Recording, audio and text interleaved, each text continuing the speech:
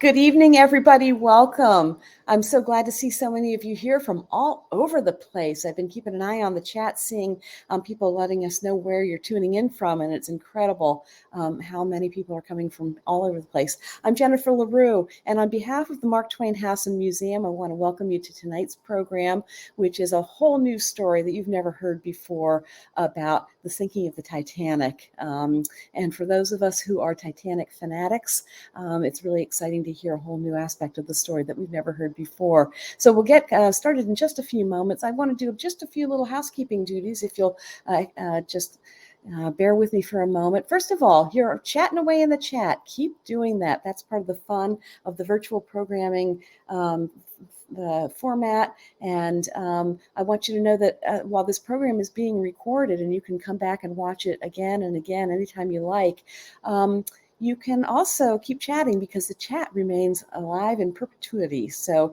if you make a friend, you want to continue a conversation, please come back to the chat. However, tonight we're going to have a question and answer session toward the end of the program. If you have a question for either William or Jason, our two speakers tonight, if you would, instead of putting that in the chat, do me the favor of putting that down in the Ask a Question area that you see at the bottom of your screen. That will make that part of the program go that much more smoothly. And also part of the fun of that is that you can look at questions that other people have posed. And if you have the same question, you can upvote it and it moves to the top of the heap that way. So remember, please, if you have an actual question, put it in the Ask a Question area. While we're looking at that part of the screen, I encourage you to just raise your eyeballs a tiny bit and look at that long green bar, that says, "Your support is vital to the Mark Twain House and Museum. Please donate here." Truer words are never been spoke. It has been a real long haul for the museum. The Mark Twain House and Museum is a nonprofit organization. It's a private organization, so it's not owned by the state or federal government, and it relies on earned income and donations for all the income that makes programs like this possible, for instance. We're doing really well. The museum is back in business with guided house tours and people coming from all over the world to see Mark Twain's house. But there's a little bit of recovering to do. And I understand from the museum that there is still a great need for people to support financially by making a donation of any size. And I mean it when I say any size. If you can spare $5, you can spare $50 or $500, know that the museum's staff and board of trustees appreciates every single penny and puts every single penny to very, very good use indeed. So if you are able to click that button and make a donation, know that it'll be very much appreciated. I want to take a moment to thank our sponsors tonight. Like all of our programs, tonight's is sponsored by the Wish You Well Foundation and by our media sponsor, Connecticut Public, WNPR. And it's produced in part with support honoring the legacy of Frank Lord, who is a longtime and much beloved trustee of the Mark Twain House and Museum. If you like this program and want more, please visit marktwainhouse.org to see a list of upcoming virtual programs and live programs planned at the museum. And I think you'll be pleased with what you see there. So I want to introduce our speakers tonight. Our moderator tonight is a dear friend of the museum, Jason Scappaticci. He's a Connecticut native, born and raised in Manchester, Connecticut, where he still lives with his partner and son. He has a BA in history from Utica College of Syracuse University, and then an MA in American Studies from Trinity College right here in Hartford. He loves history. He loves sharing that with other people. He's particularly interested in presidential history, World's Fairs, and particularly pertinent to tonight's talk, the golden age of transatlantic passenger liners. He began his career at Manchester Community College working with low-income and first-generation college students, and after 16 years, he's been named the Associate Dean of Student Affairs at Capital Community College. He's passionate about the mission of that college and enjoys his work there as much as he enjoys lecturing. So welcome, Jason, and thanks for doing this tonight. William Hazelgrove, author of the book we're talking about tonight, is a national best-selling author of 10 novels and 7 nonfiction titles. His books have been received starred reviews in Publishers Weekly, Kirkus, Book List, Book of the Month, and many, many other publications and sites. He was the Ernest Hemingway writer in residence, where he wrote in the attic of Ernest Hemingway's birthplace. Man, that sounds great. He has written articles and reviews for USA Today, Smithsonian Magazine, and other publications, and has been featured on NPR's All Things Considered. I'd like to ask you to join me in giving a great big Mark Twain House and Museum welcome to Jason Scappaticci and William Hazelgrove. And just give me a second to get them both on camera and on mic. William and Jason, thank you so much for being here this evening.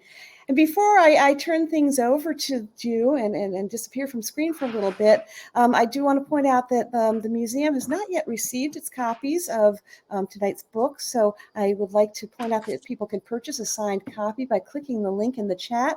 And yes, if you would hold up 160 minutes for us to take a look at The Race to Save the R.M.S. Titanic. I know that if you are not already clicking that link, by the end of our conversation, everybody's going to be clicking that link. So welcome. Thank you for doing this. And I'm going to sit back and enjoy with everybody else. Jason, will you let me know when you want me back on to help with the Q&A? Absolutely. Thank you so much. Have fun. Thank you. So good evening, William. Thank you so much. This is, I have to say, for me, who has been reading about Titanic since he was a boy of about 9, this is kind of a boyhood dream to be able to interview somebody who's actually researched and wrote a book about the Titanic. So, so forgive me if I get all, fangirlish on you. I hope that it won't be overwhelming. So one of the things I wanted to start with tonight was, having read many books about Titanic, one of the things that I thought was most interesting about yours is your exploration about the Edwardian mythology that you talk about kind of coding this disaster, right? Yes. And so I was wondering if you could describe that a little bit to our listeners who haven't read your book yet. What do you mean by that, that Edwardian mythology? We're living in a time of tearing down mythology, tearing down statues, tearing down all sorts of things. And so all my books, going back to Madam President, The Secret Presidency of Edith Wilson, and on forward, I try and get under the surface. And so with Titanic, it was a real challenge to sort of say, okay, so what really happened? Now, full disclosure, I saw the movie, loved it. I'm sure a lot of people out there did too. It was great, but there was a lot of mythology in it. And so when I started to sort of get under the surface, one of the first things I hit was this sort of, again, Edwardian sort of mythology that sort of put the great white Christian male front and center, having a shot of brandy and then, putting his wife and children into the boat and a cigar and that was it. So it was very chivalrous, and it was very much a Greek tragedy. And one reason too, we could talk about this a lot more, that this mythology came about is because they didn't have a lot of information in the beginning, and also too, this is hard to believe, this was a tragedy on an epic scale for late 19th century minds. We're sort of used to it, unfortunately, 20th century, the bloodbath of 20th century, 21st century. But to them, they didn't. So they had to couch it in this epic sort of, Christian, Judeo-Christian ethic. And also, they had to make sense of it. And they didn't have a lot of information. So, what came down to us was really this mythology of this, this Greek tragedy, which it is not, and we can talk about that because there is another outcome. To be a Greek tragedy, you have to say fate is preordained, that this ship was doomed, and that they were doing the best they could. If you take that away, then suddenly the heroic aspect of it sort of falls down too, and you say, well, if they weren't all doomed, why weren't they saved? And so that is the inverse of this great tragedy that was sort of handed down, and then was amplified by Walter Lord's book in 1955, who came forth and wrote A Night to Remember. And it's not that Lord's book is wrong. He had the distinct advantage of being alive when the survivors were still around. So here he is, a copywriter in 1955, and he starts interviewing all these people. and it's only 112 pages. It's a very Yeah. short book. I read it about 20 times. Yep. And but this, like we were talking about the Wright brothers before, this set the floor for all histories to follow. So you can always kind of dive down through any Titanic history written, and there's Walter Lord at the bottom. And that's because he sort of wrote this voyeuristic, you were there history that allowed people to go, oh, it's like I'm on the ship. And again, it's not where he put his camera, it's just the view he chose to take. But that sort of set the bar for all, histories to follow. Yeah, and that, by the way, was like the first major history of the Titanic that I read when I think I was like 10 or 11 years old, and I couldn't put it down. And like you, I've read it probably 20 times. So right, it's a great read. And it's a great read. It is. It's a lot of fun. You're absolutely right. But you're right. It certainly does sort of glorify, especially the first class passengers. Yes. And, I went back and pulled out my copy after reading your book because, I wanted to just kind of flip through it. And I noticed that in my copy anyway, I assume this is probably part of the original, there's a plan of the boat deck. And in this plan, he points out things that happened on the boat deck. And one of the things he points out is, here is where Benjamin Guggenheim stood and said, I will die like a gentleman in my evening's finest, or whatever, right? Right. Which exactly. I thought, wow, that really is like what a celebration of this sort of culture, this upper class waspy. Yeah. Right. Yeah. And it is, it is the heroic, not getting political, it is the heroic white male culture being amplified in this stratified ship that had, the very cream of the crop. They had the billionaires on this ship. And then you had steerage at the bottom, which is the people coming to America for the first time. So that's why it's such an amplified piece of history that's still so fascinating, because when it went down on April 14, 1912, that society ended. Jack Thayer, who was 17 years old aboard Titanic, he wrote a book in 1940 where he said, before Titanic, there was a sort of Grecian quality of life. Headlines were all the same size. A lot of people didn't have cars. The airplane had not become this instrument of destruction. Life had a symmetry and went along.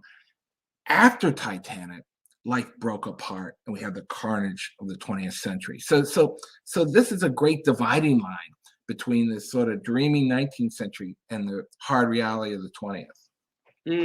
Yeah, I think that's an excellent point. So many historians, I think, would say that the dreamy 19th century ended with the First World War, but no, maybe it actually ended 2 years earlier with the Titanic disaster. Yeah, I would say so.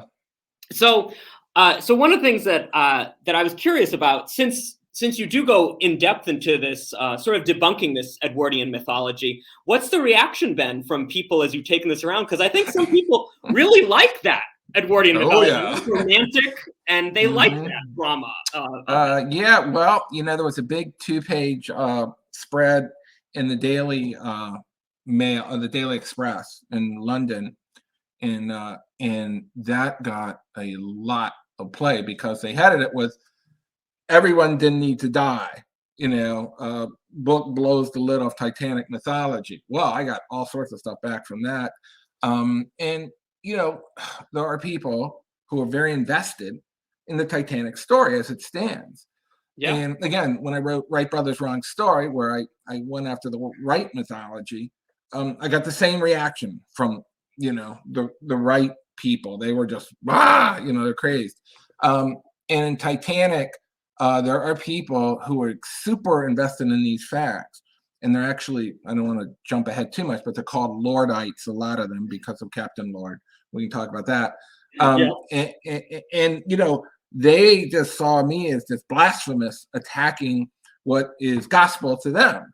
And so, and I would always respond, believe me, they get very, very vitriolic. I would always say, well, it's all footnoted. All my work's footnoted. You can say what you want, but you can go back to all the accounts. And I use a lot of newspaper accounts because that's how you find out a lot of these things that slip through the eye of history, was through the passengers and the crew who were interviewed. I believe I'm talking about the Californian and the Mount Temple and these other ships. Yeah. that were interviewed later, and their stories all match up. So again, I when I write, I try and say, okay, I write what I call, it's narrative nonfiction, but I also call it experiential history. So when you read my books, you're going to experience being on that ship and go right through it. And at the end, you can decide for yourself, could everyone have been saved? You know? Yeah, and that's one of the things that I really enjoyed about your book is your argument, and I think you built it quite well, right? With, as you said, it's all footnoted, that actually there were some pretty terrible mistakes made, and that there are quote unquote villains of this story. Absolutely. Captain Lord being one of those, of the Californian, right? Which is only 10 miles away. Right. For all the viewers, yes, and I apologize to people who know all this. Captain Lord was a very stern master. Now you have to remember, I also approached it from the technology of wireless telegraphy in my book. That was my way in. Okay, wireless telegraphy in 1912 was like the internet in the 1980s, or the personal computer. A lot of people don't understand it. Big technology. And this was certainly true with Jack Phillips and Harold Bride, the two wireless operators. Okay, so they're on board Titanic. They have this very powerful set. When Titanic hit that iceberg, and by the way, if Titanic had hit it straight on, it would not have sunk, because all 5 compartments would not have been ripped open. It was just turning that ripped it open. But when Titanic hit that iceberg, they immediately started sending out their signals. So their CQD, and then SOS. And, this goes bouncing off almost 2,000 miles at night because it hits the ionosphere and goes all the way into America. Okay. Now, this changed the relationship of captains with their ships, this new technology. Before, captain was Lord, no play on words, and Captain Lord, and so they had ultimate power. Well, anyway, on Captain Lord's ship, the California, he was of this old school. He hits the ice field that Titanic's in and stops his ship. Now, Titanic didn't just hit an iceberg; it hit an ice field. So it's in these growlers and bergs and all these smaller bergs. Well, Lord hits it and stops his ship, says, I'm not going any further, shuts it down, so they're just drifting. His wireless operator goes to bed. So they're essentially asleep. Up on the deck, though, up on the bridge, his officers see this very bright ship, 1 million lights, and it looks very strange to them. And then suddenly, they call up Lord, and Lord goes, no. They go out, we think it's Titanic. He goes, no, that's not Titanic. He says, that's a Russian fishing trawler, fishing illegally. And so he goes to bed. Meanwhile, they keep watching, and they see rockets going off from the ship. They call him back up, and they say, it's shooting off rockets. And he says, well, that doesn't really mean anything. Right. Keep your eye on it. Right. He says it might be company signals, right? It's something. Right. It could be company. He's like, well, what color is it? Which it doesn't matter what color it is. Right. So he goes back to bed, and they watch literally Titanic sinking in front of them. Now, on Titanic, and this is where it just gets more incredible. On Titanic, they're putting the first class into the boats, 20 of them, and Captain Smith and others say, see that light? See that light? That's a ship. They're going to come rescue you. Go toward that light. Go toward that light. They'll pick you up. And so all these people started rowing toward the light, which was the California. That's how close they were. Jack Thayer, his mother, a schoolmaster named Lawrence Beasley, they all wrote books later. They all said, we saw the ship. The ship was right there.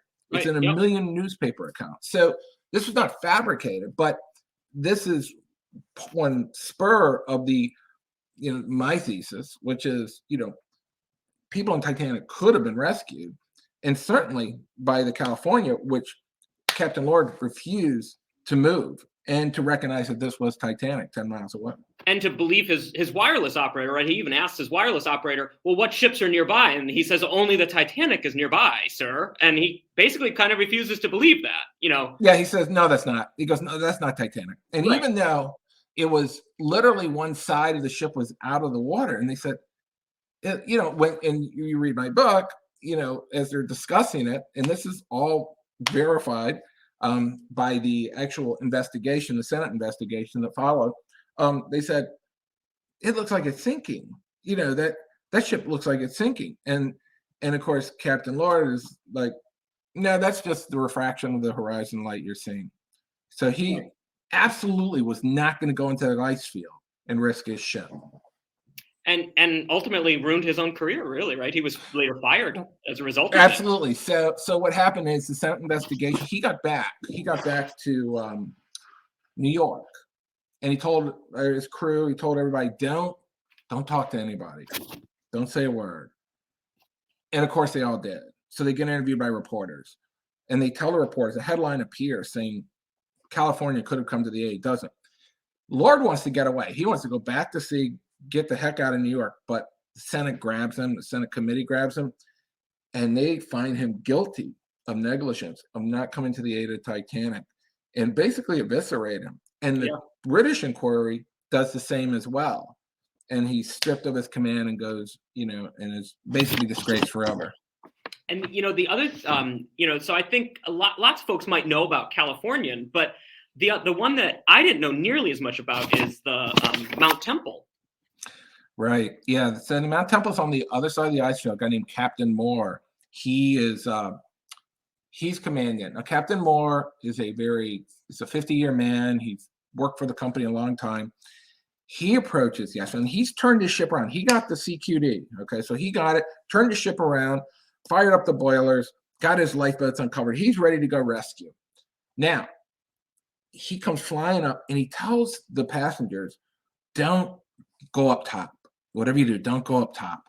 Well, a bunch of them sneak up and the ship is stopped. And it's bitterly cold. I should mention this. On this night, the Atlantic was like a mill pond, but it's bitterly cold. And they go out and they sneak out and they see this ship clearly in front of them shooting off rockets. And they can see that it's sinking. And yet the Mount Temple is stopped. The crew says, let's go in there. And Captain Moore says, no, I'm not going to rescue my ship. And they consider mutiny. And it gets worse than that. Captain Moore then slowly pulls away from the ice field and starts going around it.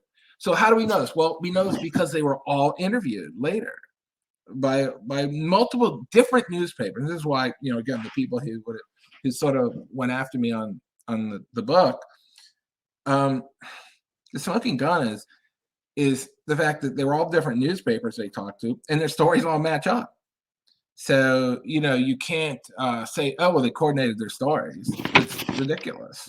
Yeah, obviously. I thought you did a great job of weaving those accounts in that said, well, this passenger on the Mount Temple got interviewed by this paper over here, in another state, and then this one's over here, and they have very similar stories. That's more than just a coincidence. It lends a credibility. Right. Yeah, and they even wrote. I mean, one was a doctor. And he wrote to the Senate inquiry. He wrote to the chairman of that inquiry and said, "Please interview me. I saw the ship sinking, on the Mount Temple. I saw." And Captain Moore escaped history much more than Lord did. He was pulled in, but for some reason they sort of let him go. But there've been 10 books since that have come out that centered on what he did. So he didn't get away entirely. To Captain Moore, so Captain Lord, we know his career. He got fired from the Leland Line, I think it is. Right. But Captain Moore, where does he end up? He continues on. Nothing really happened to him, and he denied seeing Titanic because he was confronted by all these reporters, and he said, "I didn't see Titanic," but he also said, it's my responsibility to keep the ship safe, and I'm not going into that ice field.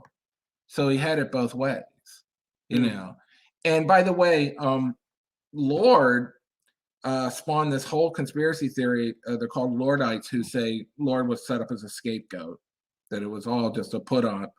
And his son actually petitioned Congress to reopen the investigation and exonerate his father, especially after they found Titanic on the ocean's floor in 1985 when Ballard found it, because it wasn't where they said it was. It was like a mile off. But we knew this.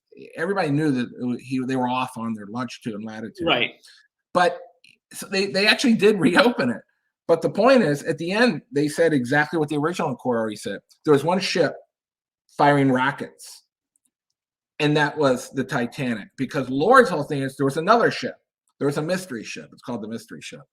And this mystery ship was the one everybody saw, not the Titanic.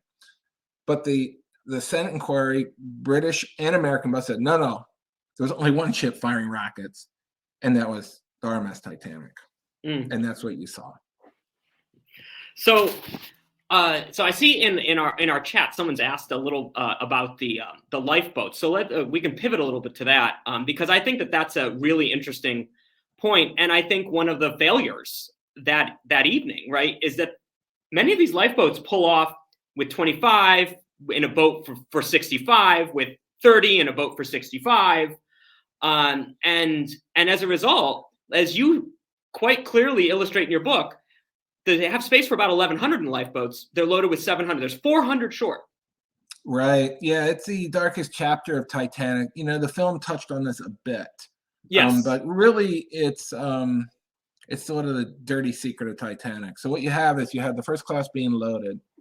And remember, this is a time when these staterooms are costing $100,000. I mean, it's incredible. These are billionaires, the equivalent of billionaires. So these people are all being put in the boats. They're going off, and they know the stewards because they've been on previous cruises. So the steward's like, oh, sir, would you like to get in? And they don't crowd them in there. They put in like maybe 15, 20, a couple with 10, lower them away, and they float off. Okay. And it's sort of like an amphitheater. They're watching this monstrous ship sink. So there's 20 boats out there watching Titanic sink. Now, the third class has had a very hard time getting up top because A, they don't speak the King's English. 2, right, it's dark. 3, there is no PA on Titanic. This is something that a lot of people don't understand. Right. There was no general announcement. It was done by the stewards. So the stewards went and told all the first class people, I say, sir, would you mind going out? We're going to have a little drill here. Put on your jacket, blah, blah, blah. The third class didn't have that at all. At best, they had somebody yell down the hall, get up top. And that was it. They had no way to get up top. They didn't understand the ship. So they're all down there in the bowels of the ship. And of course, as the movie amplified, a lot of the gates were locked. And so, was this nefarious intent? Well, there was this separation of the classes. Right. And they wanted to make sure the first class got off. So, the steerage, when they finally get to the top of Titanic, there's maybe 1, 2, 3 boats left. The majority of boats have left. So now these 1,500 plus people realize. And by the way, I'll say something about the band playing, because this is a big part of the movie and mythology. Yes. There's a woman in 1964 who was a survivor who said, that's ridiculous. The band didn't play. Why? She said, because first of all, it was so cold, the strings would have broke. Second, the ship was at a severe angle. They would have slid right down. Third, and here's the big one, there's 20 plus boilers on Titanic. Titanic was going full speed when it hit the iceberg, about 24 knots. So these boilers, all that steam has to be let off. So it sounded like 100 locomotives, and Lightoller and others cited this and said they couldn't hear each other. They were using sign language. So could someone hear a band? Absolutely not. Did the band play somewhere? Probably. But again, there's no PA. This is a monster ship, a couple of football fields, right? So anyway, back to the original point. So the 1,500 people are stuck on them. By the way, 12 people were shot. That didn't make it into the history books either, because pandemonium had broken loose. Titanic goes down at 2:20 a.m. These 1,500 people are now in the water. Okay, so here's the darkest moment of Titanic. The people in the lifeboats are sitting around it, and they said the sound was like locusts on a summer night, all those people thrashing around, or a ball game when a ball gets hit. The most eerie thing is that it was a long death wail in the same pitch, a moan, if you will. And they weren't drowning. They were freezing to death. And they were freezing to death fairly quickly. So now you have these boats, 400 people short. They're around there. And only one boat comes back. The rest of them, they go, we can't go back or we'll get swamped. We're going to die too. If And they we actually go have back, arguments in the boats, right? Because some people say yeah, we need to go back, and other people say no, we can't go back, right? And they're, that I thought that was really interesting that you included some of those disagreements that happened in those boats. oh yeah, and then Molly Brown famously, Yeah, right. yeah, She's the most famous one, but there were other ones too. Oh to yeah, their credit, yeah, right? absolutely. Some people wanted to go back, and yet only one boat did go back. And most people were dead and could do nothing.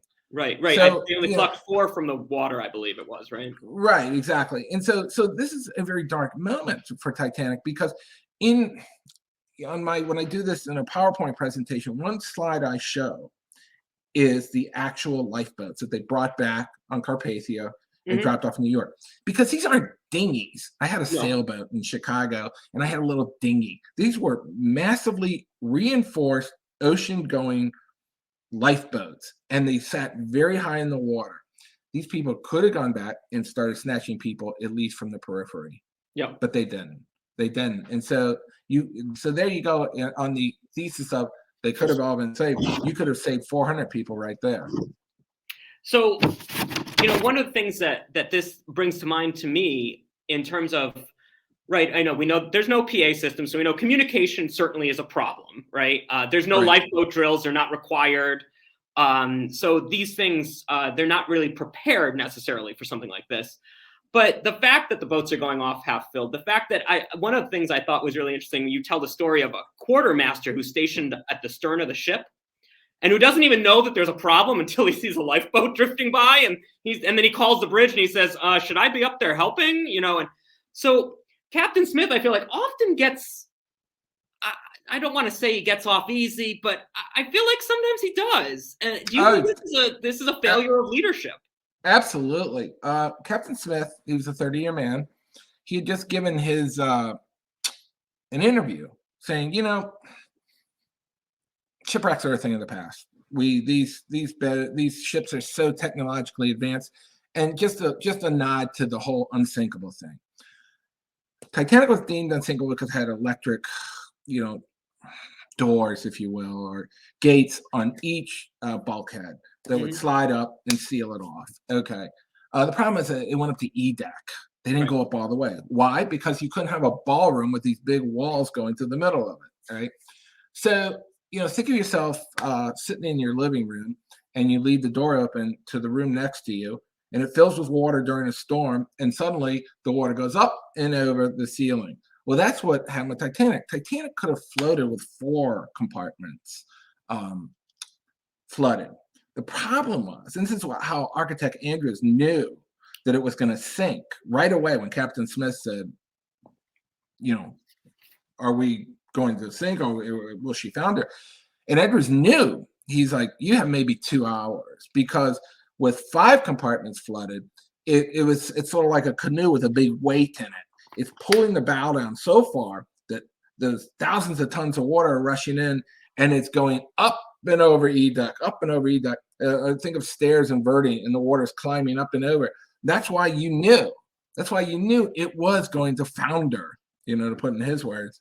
And so, Captain Smith was almost citing this, saying, there's no way a ship like this could ever sink. Well, okay, so what happens?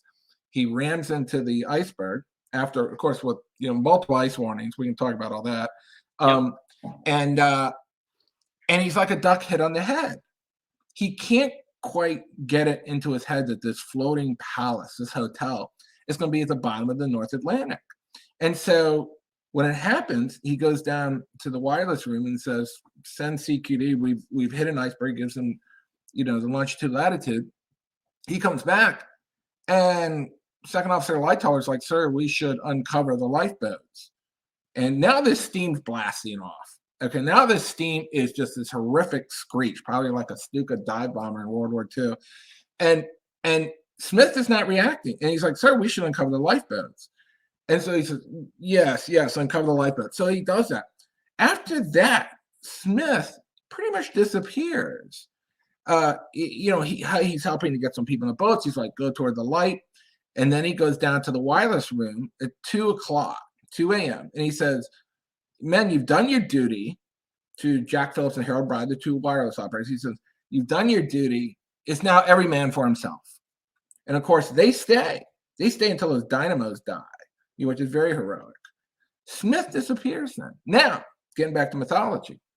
The New York Times and others, though, had Smith rescuing babies, Oh yeah. saying, be British, going up to a lifeboat full of guys saying, you know what, I'm good, God bless you, man, and then swimming off again.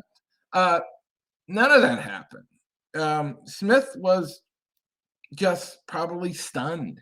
I mean, and again, there are no lifeboat drills. There's no protocol. What do you do when a ship of this size is going down that quickly?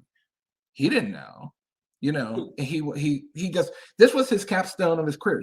This was supposed to be it. He was going to get there with Bruce Ismay, set a record, fade off into the sunset, smoke his cigars, which apparently his daughter said was his favorite thing to do. And that would be it. This was not in his repertoire in any way. Right. In fact, he was planning on retiring, I believe, shortly after. Yeah, this was it. This was the capstone of his career, to take the most advanced ship in the world across the Atlantic and finish up. So it's interesting that he places so much stock in things like, the double bottom and the watertight bulkheads, and yet the ice warnings coming in from on the radio, it seems like he's not taking those quite as seriously, even though that's another technological advancement that could have helped him, but he doesn't seem to really take it as seriously. Well, and again, let's go back to this technology, this new technology, these 220-somethings who don't even work for White Star. They work for Marconi. Right. They speak a different language. They're the computer nerds of their time, right? So to everybody, on Titanic, they're these strange little guys, these little children, 22, 24, 25. And Smith sort of views it as the gadget. It's the gadget, because what's it used for? It's used for the first class passengers to mostly send a telegram to New York and say, hey, isn't this great? We're in the middle of the ocean on sport, meet you for lunch. That's how Marconi made his money. And it gets better. At night, they would download from stations like Cape Race in Newfoundland information, all right, using a modern term, downloading. And then they would fire up huge printing presses on Titanic and put out a newspaper. So when you're having your croissant and your coffee in the morning, you could read about the Chicago Cubs if you felt like it. And so this was the bread and butter of wireless telegraphy. Now, on top of that was ice warnings. They get ice warnings. And, the ice warnings were sort of carried up to the bridge. There was no real method to when they were carried up. They'd kind of get up there when they could. And then once it was up there, somebody might pick it up. They might stick it on a bulletin board. They might stick it in their pocket, as Captain Smith did on the last critical one. And then Bruce Ismay took it from him and showed it around at dinner and said, hey, look, everybody, look at how technologically advanced we are. And then Smith had to go, can you give me that back? And he took it back. Right. And why was this? Because Smith had 30 years on the ocean. He didn't need two little nerdy guys in a wireless room to tell him, right, stop his ship, go further south, alter his course. No, the standard operating procedure, going through an ice field at this time, was to go as fast as you can to get through it. And that's what he did. He was going as fast as he could. And, yes, he had his lookouts, but he was like, you know what? Fine. Ice warnings, fine. But I've been doing this a lot longer than you guys have been alive. So, I'm good. And so that technology that did save the people on Titanic, we can talk about that, the people who were saved, and ultimately could have saved the ship from this disaster, was not taken that seriously as a way to circumvent an iceberg. It was seen as the gadget.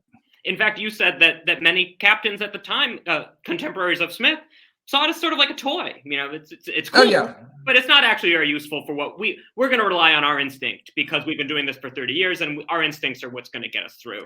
Yeah, it was a plaything of the rich, is what it was viewed as. So, I know we're almost already to 7:40. I want to make sure that we have time for Q&A, and I certainly want you to read a little bit. But my last question, then, I'll of the ones that I have. One of the things that I thought was really quite interesting was you talk about Dr. Minahan, who's a passenger on the Titanic who dies, right? And that in 1985, his grave is robbed by treasure seekers who do you have any more details on this story?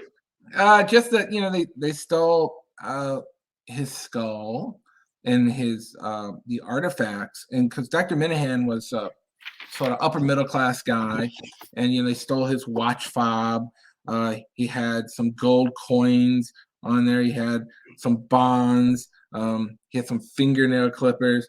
And so they broke in and stole all this stuff. And what's more interesting is they got it back and retrieved it and put it back into the grave. And getting back to the mythology thing real quickly, the book opens up in a scene with a fisherman off the coast of New Jersey in 1915. And he's fishing and he finds this bottle with a note in it. He reads it and it says, Landmere Cork, Burke of Landmere Cork, going down to the Titanic, lets the world know, right? So you think, oh, this guy is going down. He throws off this bottle with his note, and he wants to let the world know. Well, the problem is, great story. Problem is, there's no Burke of Landmere Cork on Titanic, and says somebody's playing a joke, but yet that made into a lot of histories. So the Titanic's like a great magnet to all these different things that adhere to it. And the mythology of it is so powerful. Why? Because it was the largest ship of its time. It was the space shuttle of its time. Right. And yet it was also, we were at this crossroads of technology where those wireless signals were bouncing into New York.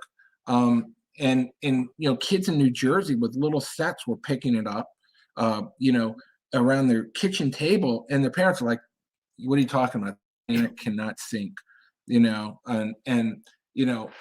Wanamaker's set on Wanamaker's department store was picking it up. So we were really on the cusp of sort of modern communication, and this also, I would point out, was the first real-time tragedy. Because as these things were bouncing all over the place, and by the way, this is the first occasion of sharing. We always think we were so advanced with our sharing on the internet. That's how wireless telegraphy worked. It would go to a station, then they share it and send it on. Right. So this was bouncing all over the place, and these signals were continually going out. And so this was really the first time where people were getting information real time. So would you mind sharing with us the last two paragraphs? Oh, yeah. You said you wanted to read, and then we'll bring Jen back to do some Q&A with our viewers this evening. Yeah. So this is just the last paragraphs of the book, and sort of sums it up. We would like to think that we would react as Captain Rostrum did, weaving our way through icebergs, putting every ounce of steam into our engines, going through the night with the only purpose being that of rescuing those in distress. Or if we were in the lifeboats and saw the 1,500 people drowning and our lifeboat was half full, we could demand to go back and risk getting swamped to save those we could. This is the human ideal. It's almost impossible to know if we would turn back from the ice as Captain Moore did, or refuse to recognize the ship plainly in view firing distress rockets as Captain Lord did. The truth is, human beings are a blend. And that is why we all sit back and doff our hat to the hero. They may be rarer than we like to think, but there were real heroes that night.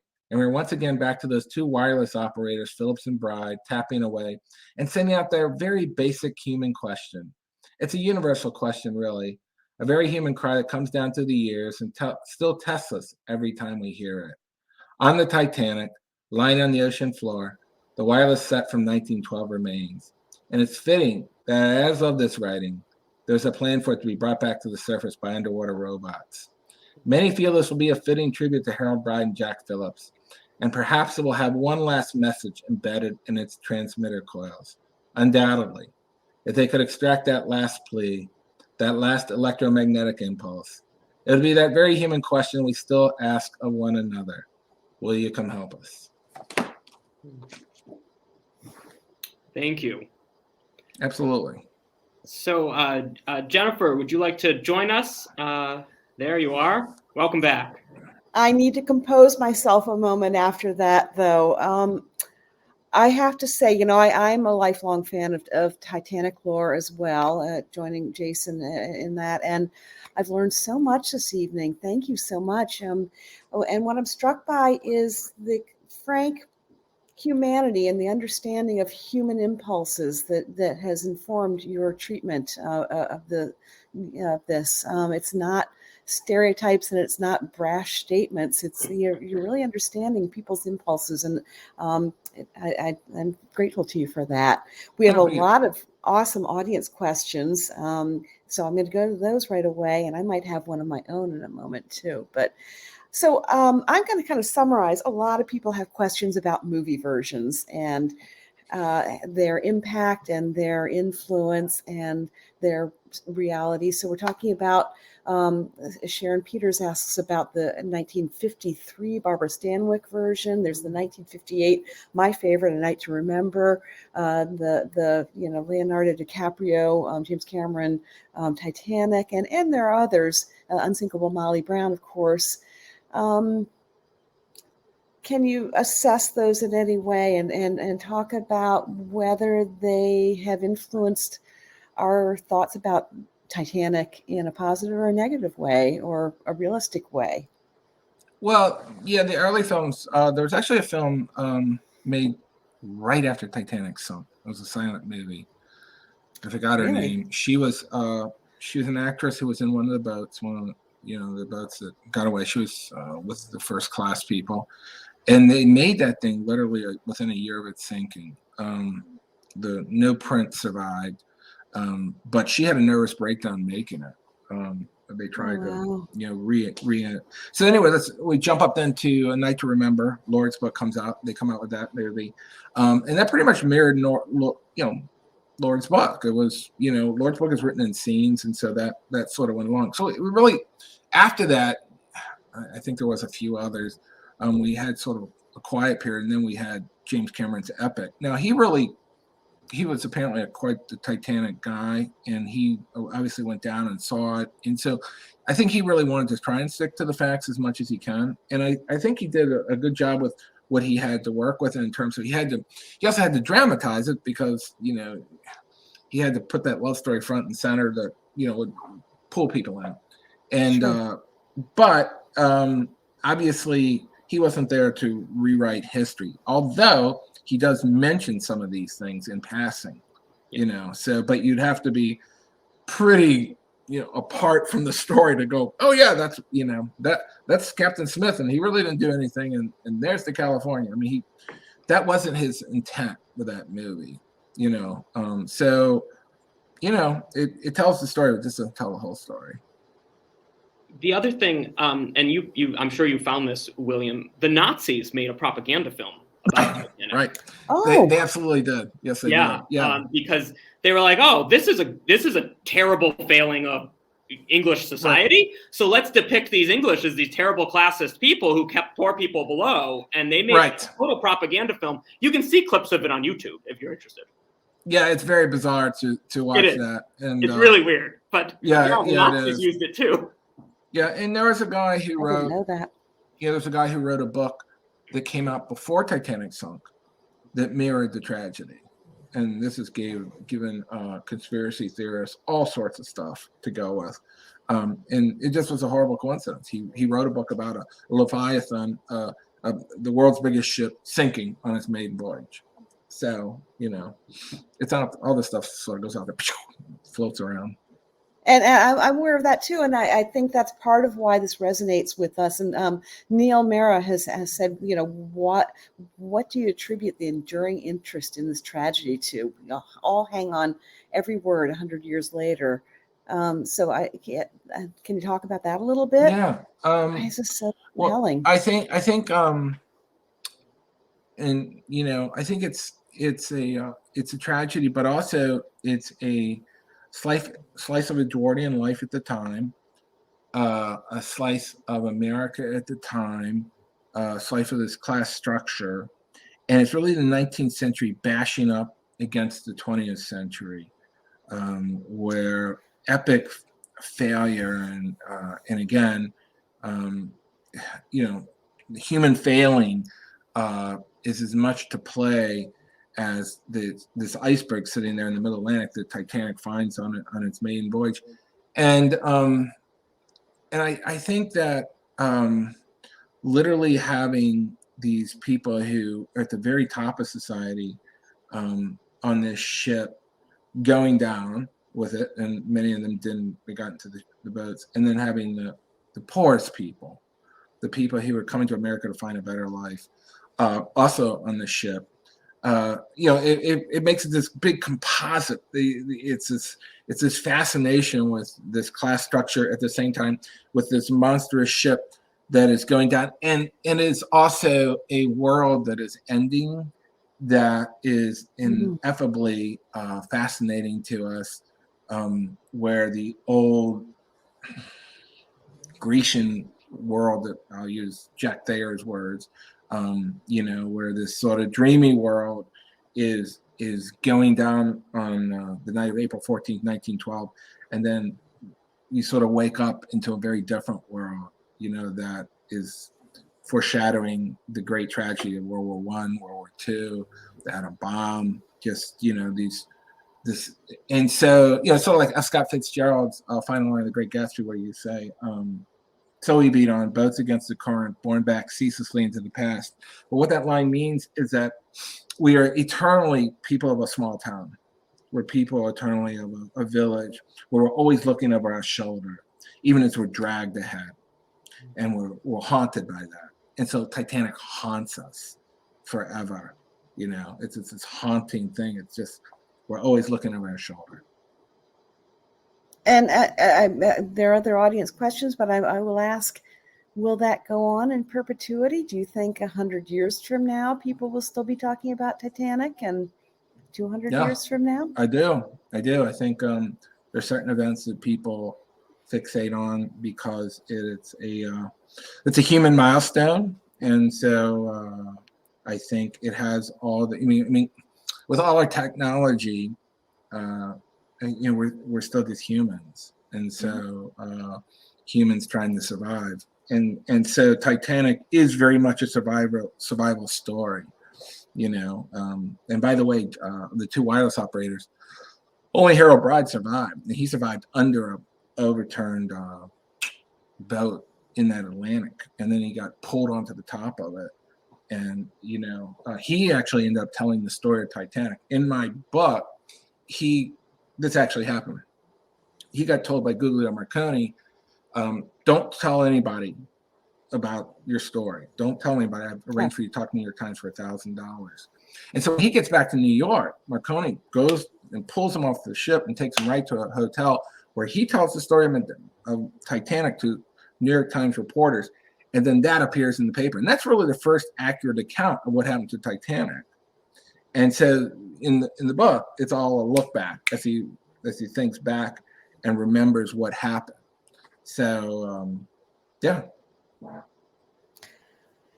We could talk for hours and hours, and I want to make sure we get some of the audience questions. So Dr. Walter Powell, who is a frequent visitor to our programs and a very engaged audience member, has a couple of questions. And this one is, are you familiar with the early efforts of the late Ed Kamuta to reach out to survivors as a teenager living in Indian Orchard, Massachusetts in the 50s, and establishing the Titanic Enthusiasts of America in 1963, which is now the Titanic Historical Society?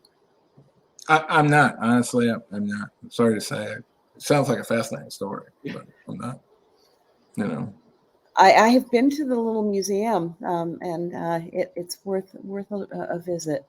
Absolutely.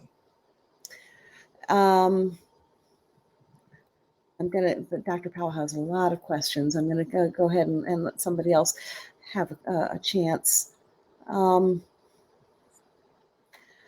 Peters says, my husband knew Charles Natch's daughter. He worked for her.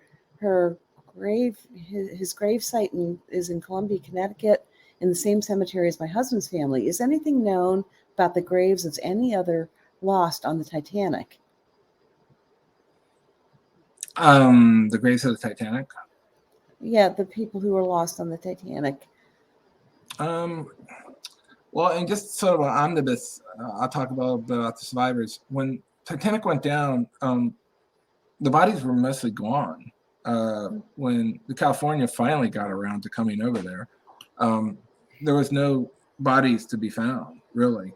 It was very strange, but the currents of the Atlantic took them away. Now, they're all in those white jackets. You're talking about 1,500 people. And so they had to send ships back to that ice field. And then they found tons of bodies, just floating around frozen and this and that. But even months after the disaster, they would find, a body somewhere, floating way out there, a couple people. So where a lot of these people ended up are different places. Of course, obviously, most of them weren't recovered. So, a lot of these graves are unmarked, Yeah, of course. Well, that There makes is sense. a Titanic survivor buried in New Britain, I believe, Jen. William Sleeper. His family owned a bank in New Britain. He was first class. Okay. And also, I don't know where Sharon lives, but there is a lovely little park and monument to the Strausses in New York City. That was made by their family. That is really cute and quite touching. The sculpture is quite moving. Yeah, and there's quite a cemetery in Newfoundland where a lot of the bodies were buried. There's a whole cemetery there with Titanic survivors. And to these communities that have paid tribute and buried their survivors, are they? What's the attitude? I mean, is this a celebration of? I mean, what is the attitude? I think it's sort of like the site of Titanic now. It's revered.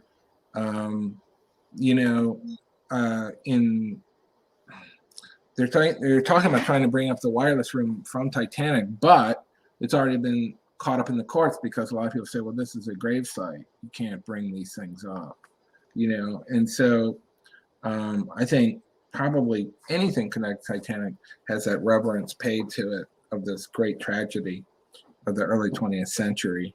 And so reverence, I would say, is probably the way they feel about it.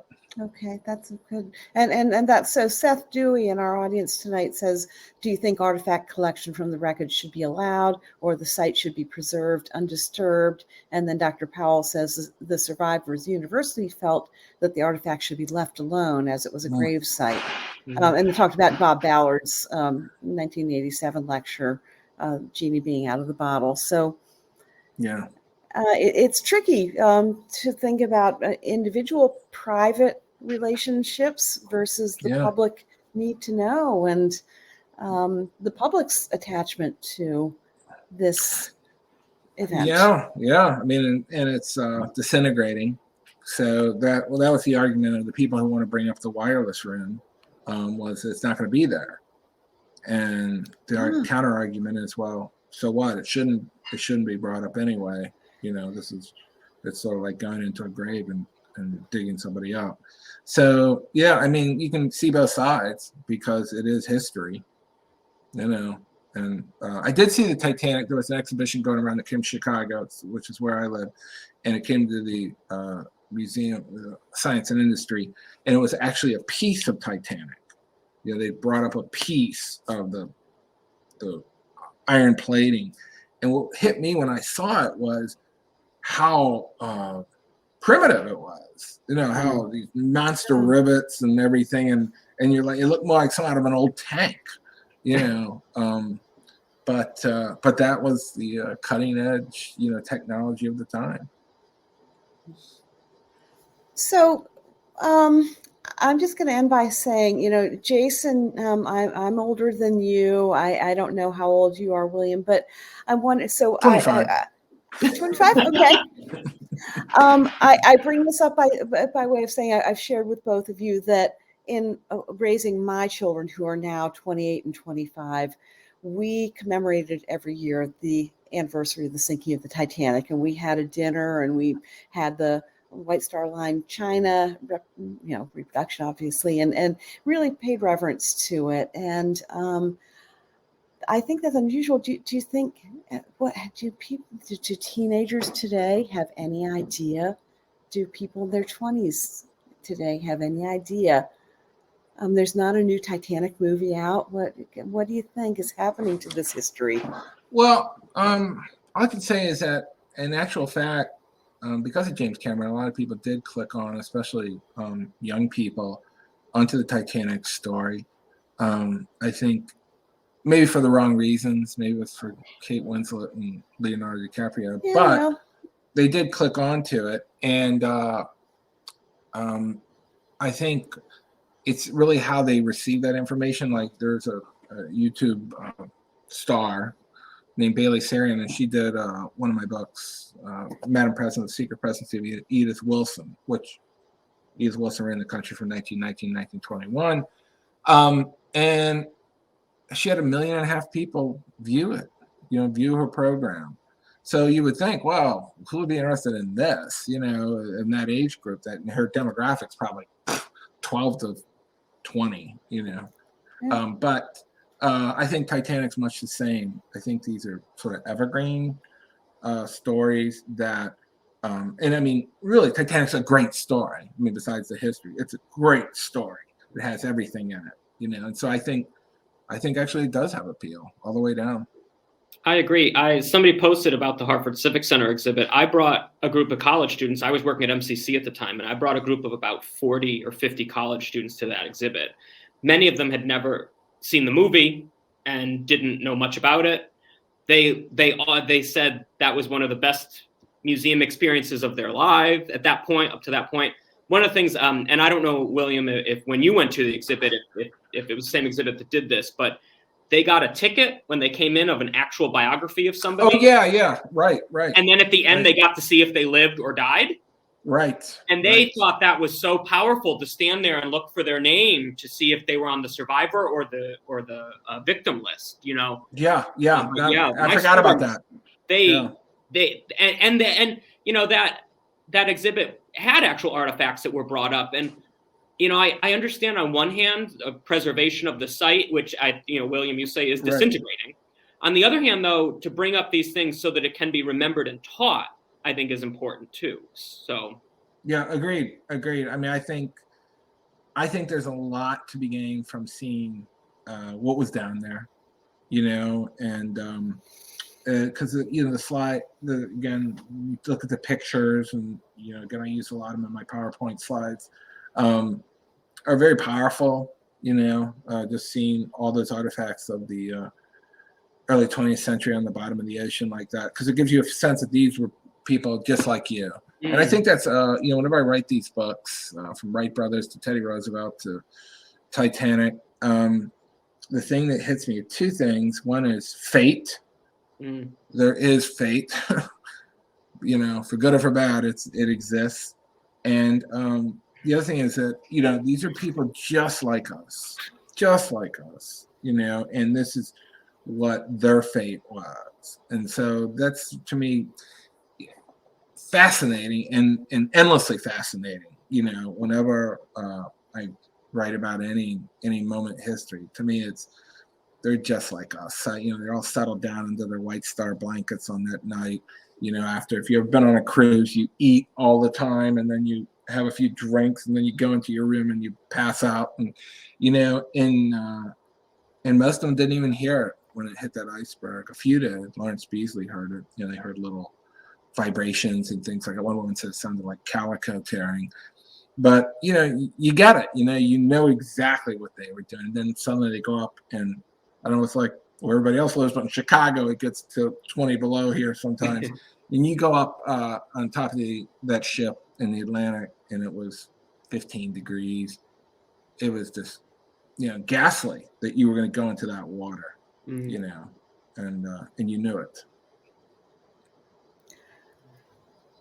I wish we could talk for 2 more hours. It's getting time for us to wrap up. And William and Jason, I'm going to encourage you to come back and read the comments in the chat, because a lot of people have had so many interesting comments there, and there are really so many questions in the Ask a Question area too. So if you were so inclined to add a few comments after the fact, I know that people would appreciate that. But thank you both so much for your enthusiasm, your scholarship and understanding, and sharing so much of your knowledge about this thing that just keeps fascinating us over and over again. And one of the things I like to say about the Mark Twain House is that it is a home for writers, a writer's home and a home for writers. And you both fit that bill, I hope you'll consider yourselves part of the Mark Twain House family, and that you'll come back often. I know that, William, you have other books to talk about, so we hope we'll see you again. And Jason, you've always been a stalwart supporter and speaker on behalf of the Mark Twain House, so we hope to see you again and often. And thank you to our audience for your enthusiastic participation, and thank you for all of you who have clicked that donate here button. Jason and William, can I ask you please to hold the book up again to remind people that they can click that and get a signed copy of 160 Minutes and know that your purchase supports the Mark Twain House and Museum, and also you get a signed copy, which is not something you get if you order elsewhere. So thank you, everybody. I've just been thrilled to host this evening, and hope to see you again soon. Thanks so much. Everybody. It was fun. It was thank fun. you. Thanks for having me. Good night, everybody. Thank you.